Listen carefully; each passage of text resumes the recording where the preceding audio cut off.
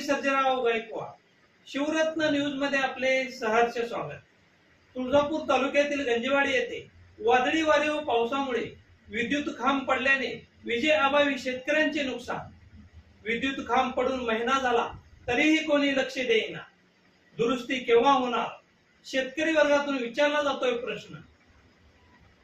मागील एप्रिल महिन्यामध्ये वादळी वाऱ्यासह अवकाळी पावसाने जोरदार हजेरी लावली. यामध्ये तुळजापूर तालुक्यातील तामलवाडीसह परिसरातील शेतकऱ्यांचे द्राक्षबाग आंबा पिकाचे अतोनात नुकसान झाले.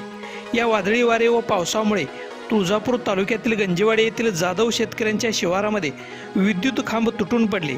काही विद्युत खांब उन्मळून पडले तर काही तुटून पडल्याने विद्युत पुरवठा खंडित झाला.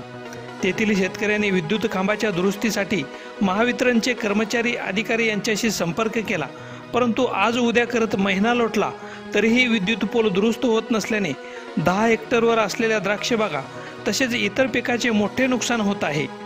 पावसाळा तोंडावर आला असून विद्युत तारा शेतातच पडल्या असून शेतीची कामे कशी करणार असा संतप्त सवाल शेतकरी वर्गातून उपस्थित केला जात आहे.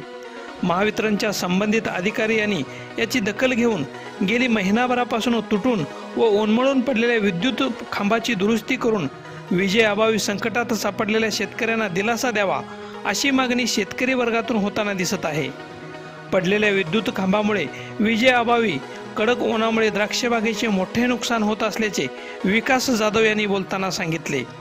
प्रतिनिधी सचिन शिंदे, शिवरत्न न्यूज, गंजेवाडी.